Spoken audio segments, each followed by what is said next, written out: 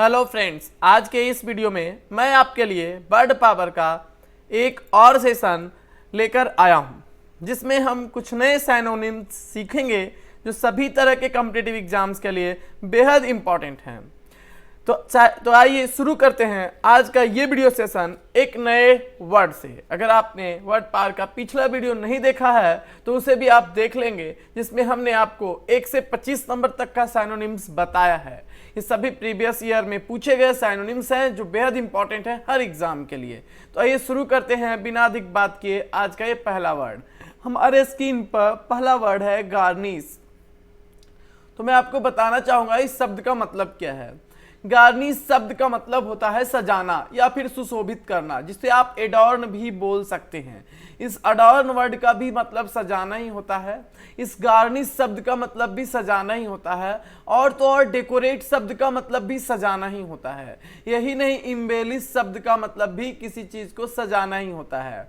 पर गार्निश का प्रयोग मुख्य रूप से भोजन या वस्तुओं इत्यादि को सजाने के लिए किया जाता है, और इसी सेंस में डेकोरेट और इम्बेलिश का प्रयोग भी किया जाता है घर इत्यादि सजाने के लिए। अडॉर्न का प्रयोग भी सुशोभित करने या सजाने के लिए किया जाता है। तो गार्निश का जो साइनोनिम्स है, हम डेकोरेट भी लगा सकते हैं, इम्बेलिश भी लगा सकते हैं और अडॉर्न भी लगा सकते हैं। पर इस साल जब ये पूछा गया था तो ऑप्शन में अडॉर्न शब्द था, पर आगे आप डेकोरेट और इम्बेलिश भी रहने पर लगा सकते हैं। अगर अडॉर्न नहीं है तो डेकोरेट रहेगा या इम्बेलिश रहेगा। इस तरह से हम 4 वर्ड एक साथ सीख रहे हैं। गार्निश मीन्स सजाना, डेकोरेट मीन्स सजाना, इम्बेलिश मीन्स सजाना एंड अडॉर्न मीन्स भी सजाना। आइए आपको काफी फेमस वर्ड जो आप आए दिन कहीं ना कहीं सुनते होंगे, मेंटर के बारे में बताता हूं। इस मेंटर शब्द का अर्थ है गुरु, मार्गदर्शक, गाइड, या इसे आप प्रीसेप्टर भी बोल सकते हैं। तो अगर आपको गुरु की मीनिंग चाहिए, मार्गदर्शक की मीनिंग चाहिए, तो उसे आप गाइड के तौर पर यूज करें, प्रीसेप्टर पथ प्रदर्शक मार्गदर्शक के रूप में यूज करें, या फिर मेंटोर शब्द भी काफी फेमस है, आए दिन यूज किया जाता है लोगों के द्वारा। तो अब ये सब कुछ भी नहीं है तो समझ जाओ फिर एक वर्ड टीचर से काम चल सकता है, पर इसका मतलब शिक्षक होता है, ये भी गुरु ही हुए। तो आप इससे अब बेहतर साइनोनिम्स अगर देखना चाहते हो तो ये एक एक्सपीरियंस्ड या ट्रस्टेड एडवाइजर को ही गुरु कहा जाता है। वो गाइड भी हो सकते हैं, प्रिसेप्टर भी हो सकते हैं, मेंटोर भी हो सकते हैं, टीचर भी हो सकते हैं। समझने के लिए आप कह सकते हो an experienced and trusted adviser. Okay, तो हम फिर से यहाँ 3-4 शब्द सीख चुके हैं एक शब्द के माध्यम से। इससे हमारा वर्ड पावर भी बढ़ रहा है और साइनोनिम्स भी बढ़ रहा है। एक बार वर्ड पावर बढ़ जाए तो फिर वन वर्ड सब्स्टिट्यूशन हो या एंटोनिम्स हो, इन सब में आपको इधर से काफी हेल्प मिलने वाला है। अभी हमारे पास अगला वर्ड है, काफी ज्यादा पूछा जा चुका है, ये भी सुपरस्टिशस। सुपरस्टिशस शब्द का अर्थ होता है कुसंस्कार जनित। इसका मतलब होता है ऐसे विश्वास या अवधारणाओं से भरा हुआ व्यक्ति जिसका कोई आधार नहीं है, इसे ही सुपरस्टिशस कहा जाता है। हैविंग और शोइंग, रखना या दिखाना, ए बिलीफ, ऐसा विश्वास, इन सुपरस्टिशन, अंधविश्वासों में विश्वास रखने वाला व्यक्ति को सुपरस्टिशियस व्यक्ति कहा जाता है। इसे अंधविश्वासी या इरेशनल, अतर्कपूर्ण सोच वाला व्यक्ति भी आप कह सकते हैं, जो बिना अपने तर्क या अपने माइंड का इस्तेमाल किए चीजों पर सिर्फ विश्वास कर लेता है। A widely held but irrational belief, मतलब बड़े पैमाने पर जो स्थापित हो चुका है, लोग जिसको मान रहे हैं, लेकिन अतर्कपूर्ण विश्वास है। इन सुपर नेचुरल इन्फ्लुएंसेस, मतलब चमत्कारिक प्रभावों में, जैसे भूत पिशाच इत्यादि में, खासकर ऐसी चीजें जो गुड या बैड लक से रिलेटेड होती है। जैसे बिल्ली रास्ता काट दी तो बैड लक होगा, तो मतलब इसके पीछे का कोई रीजन आपको पता नहीं और बस आप बिलीव किए जा रहे हैं। कौआ आया है तो कोई घर में आदमी आएगा। तो इस तरह की जो सोच है, इस तरह का जो विश्वास है, इसे हम अंधविश्वास कहते हैं, सुपरस्टिशन कहते हैं। और ऐसा विश्वास रखने वाले व्यक्ति को सुपरस्टिशियस या इरेशनल, अंधविश्वासी या कुसंस्कार जनित कहा जाता है। ओके, तो यहाँ पर हमें 2 वर्ड सीखने को मिला, एक सुपरस्टिशियस, दूसरा इरेशनल। ओके, तो आइए आगे चलते हैं। नए वर्ड क्यूज। आप रेवेज वर्ड देखकर नया जैसा महसूस कर रहे होंगे, लेकिन शायद आप ये वर्ड देखकर नया जैसा महसूस नहीं करें। तो जो आपको पहले से आता है आप उसी से रिलेट करा लीजिए। मान लिया जाए आपको डिस्ट्रॉय पता है, मतलब नष्ट कर देना। पूरी तरह से बर्बाद कर देना। इसी नष्ट करना को हम एनिहिलेट भी बोलते हैं, यानी एनिहिलेट का मतलब भी नष्ट कर देना होता है, डिस्ट्रॉय कर देना होता है। ये वर्ड भी पूछा गया है, डिस्ट्रॉय वर्ड भी साइनोनिम्स के रूप में पहले पूछा जा चुका है। तो यहाँ से डिस्ट्रॉय को सीखिए, एनिहिलेट को सीखिए, और नया वर्ड के रूप में डिमोलिश को भी सीखिए। इन सब का मतलब होता है तहस नहस कर देना, विध्वंस कर देना, विनाश कर देना। और रेवेज का भी यही मतलब है। रेवेज मतलब नाश करना, विनाश करना, विध्वंस करना। डिमोलिश मतलब तहस नहस करना, विध्वंस करना। डिस्ट्रॉय मतलब नष्ट करना। एलिमिनेट मतलब विध्वंस करना। आप इसको सरल भाषा में ऐसे समझ सकते हैं, cause severe and extensive damage, बहुत ही गहरा और व्यापक रूप से क्षति पहुंचाना, इसी को हम रेवेज बोलते हैं। The destructive effects of something, किसी चीज से जो डिस्ट्रक्टिव इफेक्ट, विनाशकारी प्रभाव उत्पन्न होंगे, उसी विनाशकारी प्रभाव को उत्पन्न करने की प्रक्रिया या नष्ट करने की प्रक्रिया को रेवेज बोल सकते हैं, एनिहिलेट बोल सकते हैं, डिस्ट्रॉय भी बोल सकते हैं और डिमोलिश भी बोल सकते हैं। चार चार वर्ड आपको हर जगह मिल रहे हैं। यानी अगर हम लोग एक दिन में 25 वर्ड कर रहे हैं तो 25 into 4 या हो सकता है 3, हम लोग अप्रॉक्स 70 वर्ड तो बिल्कुल कर रहे हैं। हाफ एन आवर के अंदर 70 वर्ड हम लोग सीख रहे हैं। ईमानदारी से अगर इसको किया जाए, लिखा जाए, नोट किया जाए, स्क्रीनशॉट लिया जाए, बार बार पूछा जाए, दोहराया जाए, तो इतना वर्ड हम लोग कर रहे हैं। और ये सभी पूछे गए वर्ड से जो बार बार एग्जाम में रिपीट होते हैं। सक्सेसिव वर्ड बना है, सक्सेशन से बना है, उत्तराधिकार से बना है। तो सक्सेसिव का मतलब कंसेक्यूटिव, कंसेक्यूटिव का मतलब क्रमवार, एक के बाद जो दूसरा। अब उत्तराधिकार में क्या होता था, राजा का बेटा राजा हो गया, फिर उसके नीचे, इसी को सक्सेशन बोलते थे, उत्तराधिकार। और ये जो क्रमवार होता है इसे ही सक्सेसिव कहा जाता है। यानी फॉलोइंग वन अनदर, एक के पीछे दूसरा, दूसरे के पीछे तीसरा, इस तरह की प्रक्रिया को सक्सेसिव, यानी जैसे एक के बाद दो, दो के बाद तीन, तीन के बाद चार, तो एकदम एग्जैक्टली इसके पीछे ये आते जाएगा। तो एक के बाद एक जो आने वाला होता है, जिसको आप क्रमवार भी बोल सकते हैं, क्रमिक भी बोल सकते हैं, तो इसे ही हम लोग कंसेक्यूटिव भी बोलते हैं, सक्सेसिव भी बोलते हैं। ठीक है, तो इसके लिए वर्ड आ गया। 5 वर्ड हम लोग सीखे हैं, और कहीं ना कहीं हम लोग 5 वर्ड के माध्यम से ही 15 वर्ड जरूर सीख चुके हैं। चलते हैं अगले वर्ड की ओर, और ये हमारा नेक्स्ट वर्ड जो हमारे स्क्रीन पर अभी विजिबल हो रहा है, ये वर्ड है एब्रोगेट। क्या वर्ड है? एब्रोगेट। अभी आपने नष्ट करना का सुना होगा, उससे मिलता जुलता मीनिंग रखने वाला ये वर्ड एब्रोगेट है। इसका मतलब होता है किसी लीगल वे में किसी चीज को, किसी अधिकार को, किसी कानून को, या किसी फॉर्मल एग्रीमेंट को, किसी से कोई समझौता हुआ, तो वो एग्रीमेंट या कोई किसी को अधिकार विशेष प्राप्त है, कोई कानून है, का नियम है, कोई एक्ट है, इस तरह का कोई आर्टिकल है, उसको रद्द कर देना, उसको प्रभावहीन कर देना, उसको हटा लेना, इसी को एब्रोगेट कहा जाता है, जिसे हम रिपील भी कह सकते हैं, इसे हम डू अवे विथ से भी रेफर कर सकते हैं। और इस तरह का कोई नियम इत्यादि को जड़ से समाप्त करने के लिए ये वर्ड पेपर में बहुत यूज होता है, अबॉलिश, जिसे आप समूल नष्ट करना, निरस्त करना, किसी प्रथा, नियम, कुप्रथा आदि को जब नष्ट कर, जैसे डॉरी सिस्टम को खत्म कर दिया, सती सिस्टम को खत्म कर दिया, तो इस तरह की किसी कुप्रथा आदि को नष्ट करने के लिए अबॉलिश वर्ड का बहुत यूज होता है। और किसी एग्रीमेंट इत्यादि को रद्द करने के लिए, किसी कानूनी चीज को रद्द करने के लिए ज्यादा पॉपुलर वर्ड रिपील है या फिर एब्रोगेट है, पर इसके साइनोनिम्स में अबॉलिश का प्रयोग किया जा सकता है। साइनोनिम्स का मतलब निकटवर्ती शब्द होता है, जो अर्थ में बहुत हद तक मैच करता हो। तो यहाँ पर आपको एब्रोगेट का साइनोनिम रिपील भी हो सकते हैं, या डू अवे विथ भी फ्रेजल यूज में हो सकते हैं, या फिर अबॉलिश का भी यूज आप कर सकते हैं। इंग्लिश में एक वर्ड है जो हम लोग अक्सर पढ़ते हैं, जिसको बोलते हैं चित्रित करना, किसी लेखक का चित्रण करना, या किसी कहानी में किसी कैरेक्टर का, किसी चरित्र का चित्रण करना, किसी कविता में किसी भाव का चित्रण करना, तो जिसे हम लोग पोर्ट्रे शब्द से बहुत ज़्यादा यूज होते देखते हैं लिटरेचर में। अगर आप IAC 10th इत्यादि एग्जाम दिए होंगे तो वहाँ पर लिखा रहता है sketch the character of Portia, या portray the character of Portia, portray the character of Halku. ऐसा किसी व्यक्ति का जो आपने पढ़ा, उसका चरित्र का चित्रण करने के लिए अगर कहा जाता है तो उसके लिए पोर्ट्रे वर्ड ज्यादा यूज किया जाता है। इसी का एक स्टैंडर्ड वर्जन है डेलिनिएट। इसका मतलब भी होता है किसी का चित्रण करना, वर्णन करना, विस्तार से व्याख्या करना। और व्याख्या करने के लिए तो बहुत ज्यादा यूज होने वाला वर्ड डिस्क्राइब भी है और एक्सप्लेन भी है, जो हम अपने डे टू डे लाइफ में यूज करते हैं। तो डिस्क्राइब और एक्सप्लेन तो काफी ज्यादा यूज होने वाले वर्ड हैं, उसी में आप अपने शब्दावली में, शब्दकोश में पोर्ट्रे और डेलिनिएट शब्द को भी ऐड कर लो। क्या है ना, वर्ड जो है रटने से ज़्यादा सुनने से याद होता है। इस प्रकार अगर आप देखते हैं, सुन लेते हैं अपने कॉपी में या इसके स्क्रीनशॉट को कलेक्ट करते हैं और फिर वहाँ से रिवाइज करते हैं। कॉपी में लिखना बहुत जरूरी है वर्ड को याद रखने के लिए, और वहाँ से बार बार सिर्फ एक शॉर्ट रिविजन लेते रहते हैं तो बिना क्रैम किए ही वर्ड आपके माइंड में सेट हो जाएंगे। ये मैं अपना पर्सनल एक्सपीरियंस आपसे शेयर कर रहा हूँ। अभी मिनेस का मतलब खतरा होता है, कलंक भी होता है, किसी कोई चीज जो हानिकारक हो। तो एक ऐसा व्यक्ति या ऐसा कोई चीज जिससे कि आपको लगता है कि क्षति पहुंच जाती है, क्षति पहुंच सकती है, क्षति पहुंचने की संभावना है, या कोई खतरा हो सकता है, ये मतलब डेंजर या थ्रेट हो सकता है। थ्रेट का मतलब भी खतरा ही है, डेंजर का मतलब भी खतरा ही है।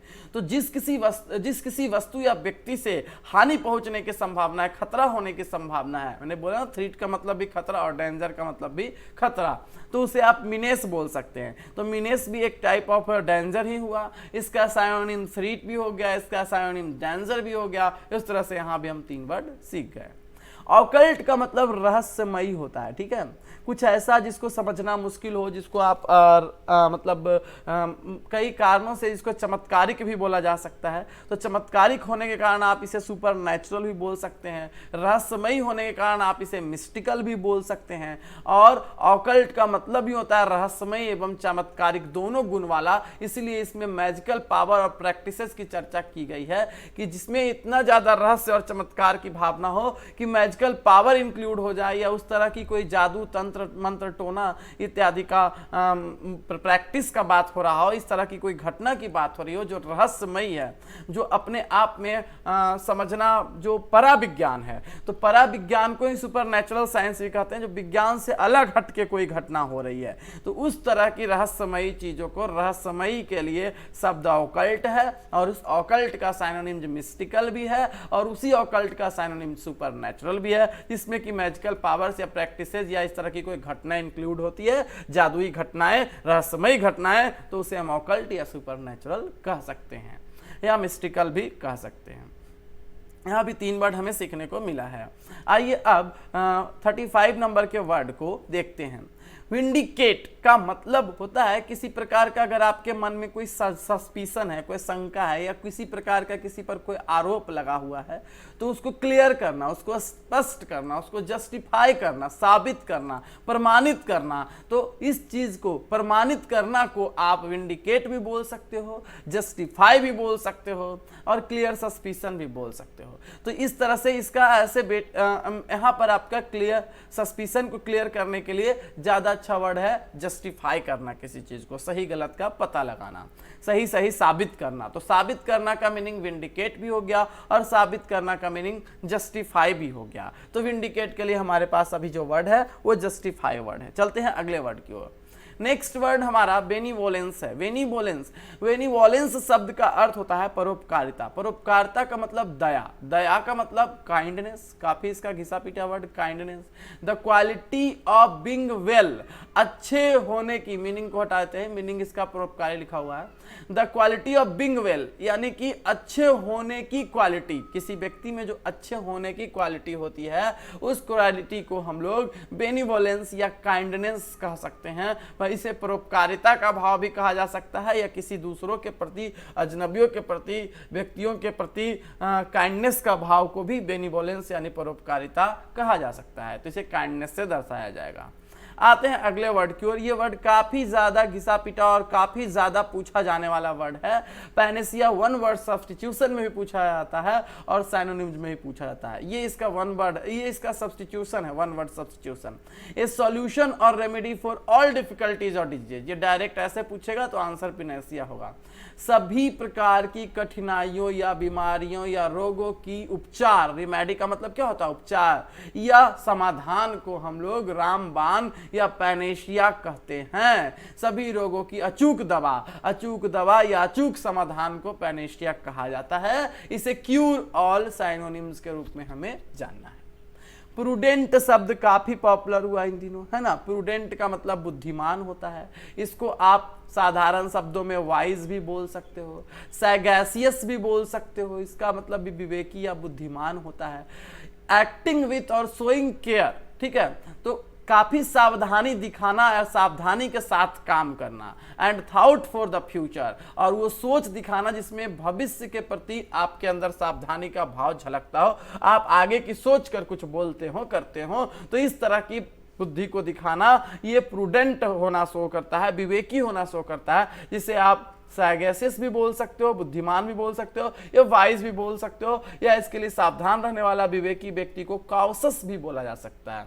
तो क्या क्या बोला जाता है प्रूडेंट को? अभी देखो तुम्हें लग रहा होगा सर ये सब एक्स्ट्रा क्यों बता रहे हैं, लेकिन यहाँ बात ये है माय फ्रेंड्स कि प्रूडेंट का इस बार एग्जाम में कॉशस पूछा, लेकिन और दूसरे बार कॉशस ऑप्शन में नहीं रहा, तो उस समय वाइज रहा, और जब वाइज भी नहीं रहा, कॉशस भी नहीं रहा, तो सैगेसियस भी रहा। तो तुम्हें सारा जानना होगा, अलग अलग बार जानने से अच्छा है एक ही बार में सब जान जाओ। तो प्रूडेंट के लिए कॉशस भी सही है, प्रूडेंट के लिए वाइज भी सही है, और प्रूडेंट के लिए सैगेसियस भी सही है। आगे चलते हैं। ये वर्ड भी काफी ज्यादा बार पूछे गए हैं, एमिकेबल, कभी एमिकेबिलिटी कर दिया, लेकिन एक तरह से तुम जानोगे वर्ड का रूट पकड़ा जाएगा, तो इससे थोड़ा बहुत नाउन एडजेक्टिव को नॉन में बदलेगा, तो अर्थ तो वही रहेगा, पता चल ही जाएगा। तो एमिकेबल का मतलब होता है मिलनसार, जो मिलजुल के रहता हो, जो फ्रेंडली नेचर का हो, जो सभी से दोस्ती रखना चाहता हो, या जिसका व्यवहार मैत्रीपूर्ण हो, तो इस तरह के व्यक्ति को एमिकेबल पर्सन कह सकते हैं, मैत्रीपूर्ण व्यक्ति कह सकते हैं। इसे फ्रेंडली शब्द से डिनोट किया जा सकता है, जिसके अंदर फ्रेंडलीनेस का भाव हो, चरित्र हो, और जिसके अंदर झगड़ा का भाव अब्सेंट हो, मतभेद का भाव जिसके अंदर नहीं हो, मिलनसारिता का भाव हो, जो झगड़ता नहीं हो, डिस्कॉर्ड यानी कि झगड़ा का भाव, मतभेद का भाव जिसके अंदर नहीं हो, कंटेंशन का भाव नहीं हो, विवाद का भाव नहीं हो, सिर्फ प्रेम का भाव हो, मेल मिलाप का भाव हो, तो इस व्यक्ति को फ्रेंडली या इस व्यक्ति को एमिकेबल भी कहा जाता है। आगे आप देख सकते हैं इसको कॉर्डियली भी कहा जाता है, पर अभी के लिए यही ज्यादा पूछता है। देखिए रिवीर का मतलब आदर करना होता है, पहले ये वर्ड आ चुका है REVER। ये जो रिवीर वर्ड आप सुन रहे हो, रिवीर का मतलब रिस्पेक्ट होता है, आदर, है ना। तो अब आप समझ सकते हो कि रिवीर में IR जुड़ने का मतलब ये इसका एंटो हो जाएगा, किसी वर्ड में IR आगे जुड़ जा रहा है तो उसका एंटोनिम्स हो जाएगा। तो अब रिवीर से बना रिवरेंस, रिवरेंस का मतलब आदर, रिवीर का मतलब आदर करना, रिवरेंस ENC जुड़ने से नाउन बन गया, IR आगे लगने से ये इसका एंटोनिम बन गया, मतलब अब ये घृणा का भाव, अनादर का भाव, अपमान का भाव प्रकट करेगा, तो इरिवरेंस का मतलब अनादर हो जाएगा। तो जिस प्रकार रिवीर को आप इरिवरेंस बनाते हैं, उसी तरह रिस्पेक्ट का उल्टा बनता है डिसरिस्पेक्ट। तो इसी तरह से आप समझ सकते हो कि इरिवरेंस का साइनोनिम्स डिसरिस्पेक्ट हो जाएगा, अनादर। ए लैक ऑफ रिस्पेक्ट, जिसमें आदर की कमी हो, फॉर पीपल, लोगों के प्रति, और थिंग्स या चीजों के प्रति, that are generally taken seriously, जो लोग गंभीरता से लेते हैं ऐसे चीजों के प्रति जो हमारे किसी व्यक्ति के अंदर आदर का भाव की कमी, आदर के भाव की कमी हो, यानी अनादर के भाव को हम लोग इरिवरेंस या फिर डिसरिस्पेक्ट कह सकते हैं। ये हमारा अभी का हम लोगों ने 40 नंबर वर्ड तक सीख लिया। आगे जारी रखते हैं, अभी थोड़ा और समय लगाएंगे हम लोग और वर्ड सीखेंगे। टारगेट है कि 25 वर्ड के थ्रू हम लोग approximately 70 words half an hour के एक सेशन में करने की पूरी कोशिश करेंगे। सेरिमोनी का मतलब क्या होता है? समारोह। अब उसी से बन गया सेरिमोनियल। तो यहाँ पर सेरिमोनियल मतलब समारोह या समूह आदि में हम कैसे व्यवहार करते हैं, कैसे लोगों से घुलते मिलते हैं, कैसे पेश आते हैं, उसी तरह के व्यवहार को दर्शाता है हमारा सेरिमोनियल शब्द। तो ऐसे लोगों के साथ जब हम लोगों से मिलते हैं किसी समारोह में, तो काफ़ी अच्छे से पेश आते हैं, काफ़ी औपचारिक ढंग से बातचीत करते हैं, काफ़ी बातचीत करने का सलीका हम लोग का काफ़ी बैलेंस्ड होता है। तो इसको बोलते हैं कॉन्फरिंग और इन्वॉल्विंग, प्रदान करना या इन्वॉल्व होना। ओनली नॉमिनल ऑथोरिटी, सिर्फ ऑथोरिटी और पावर, सिर्फ नाम मात्र के ऑथोरिटी या पावर को शो करना, और काफी लोगों से घुलने मिलने वाला नेचर रखना, और ऐसा नेचर जो लोगों को सबको पसंद है या जो जरूरी है सिर्फ वो करना, अपनी ऑथोरिटी पावर नहीं दिखाना, जो जरूरी है सिर्फ उस रूप को दर्शाना। इसे हम लोग फॉर्मल बोलते हैं, औपचारिक बोलते हैं। अब सेरिमोनियल के बाद आपके पास ये वर्ड आ गया प्रोपिशिएट। प्रोपिशिएट और अपीज, इस वर्ड दोनों वर्ड थोड़े स्टैंडर्ड हो रहे हैं। अगर हम इसको इस वर्ड से रखें तो ये काफी इससे मेल जोल रखने वाला वर्ड है। सेटिस्फाई, किसी को सेटिस्फाई करके ही उसको मनाया जा सकता है, और ये इसका साइनोनिम सेटिस्फाई भी होता है। वीन और regain the favour of a good spirit और पर्सन। अच्छी व्यक्ति या व्यक्ति का हम लोग वापस से अगर उसका दिल जीतते हैं, हार्ट जीतते हैं, उसका फेवर, उसका पक्ष प्राप्त करते हैं by doing something that pleases them, कुछ ऐसा करके जिससे कि उन लोगों को खुशी मिलती है, तो इसे बोलते हैं किसी को मनाना, किसी को संतुष्ट करना, शांत करना, सेटिस्फाई करना या अपीज करना। तो क्या क्या वर्ड मिला इसके लिए हमें? अपीज वर्ड मिला, और कौन सा वर्ड मिला हमें इसके लिए? सेटिस्फाई वर्ड मिला। तो एक तो अपीज मिल गया, दूसरा हमारा वर्ड क्या हो गया? सेटिस्फाई। तो अपीज और सेटिस्फाई दोनों वर्ड आप प्रोपिशिएट के लिए यूज करना, इसका मतलब संतुष्ट करना, मनाना। अभी हमारे पास अगला वर्ड हमारे लिस्ट में आ रहा है कैपिचुलेट। कैपिचुलेट का मतलब होता है हथियार डाल देना, दूसरी भाषा में कहा जाए तो आत्मसमर्पण कर देना।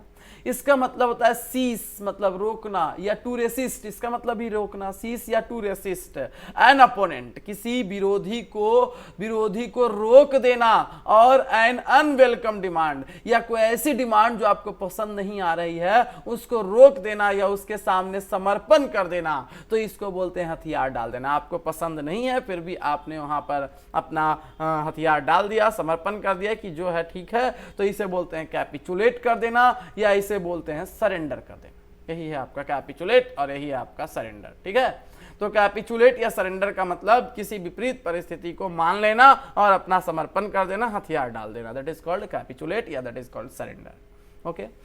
स्ट्रेंज का मतलब होता है किसी चीज का बहिष्कार कर देना, किसी चीज से अलग हो जाना, अलगाव की नीति अपना लेना।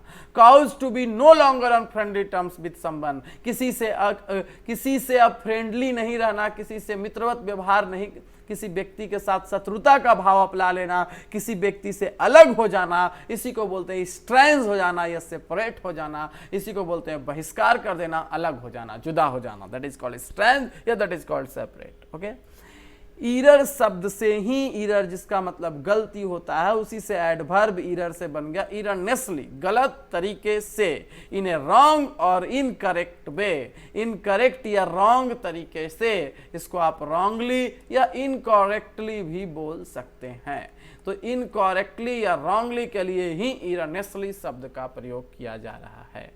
आइए चलते हैं अगले वर्ड की ओर। हमारे इसी सेशन में हम और वर्ड अभी सीखेंगे, जो हमारा टारगेट है उसको अचीव करेंगे। 70 वर्ड के अप्रॉक्स सीखना है तो सीखना है, पूरी कोशिश लगा देनी है, उससे ऊपर ही सीखना है, कम नहीं।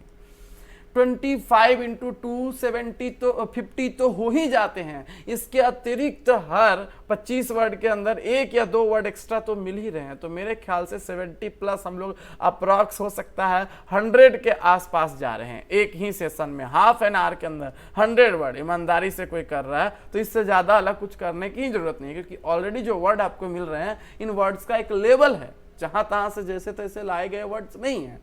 रेस्टिव का मतलब रेस्ट लगने से लगता हुआ आराम से, लेकिन ये नहीं, अलग सेंस देता है। रेस्टिव उसका उल्टा सेंस देता है। रेस्टिव का मतलब होता है रेस्टलेस, यानी जिसके अंदर रेस्ट नहीं है, जो चैन से नहीं है, जिसको आप कह सकते हो बेचैन है। अब बेचैन शब्द को आप यहाँ रख लो, बेचैन ही को अशांत हमने लिखा हुआ है, तो आप बेचैन बोलो चाहे अशांत बोलो, बेचैन ज्यादा आसानी से याद रहेगा।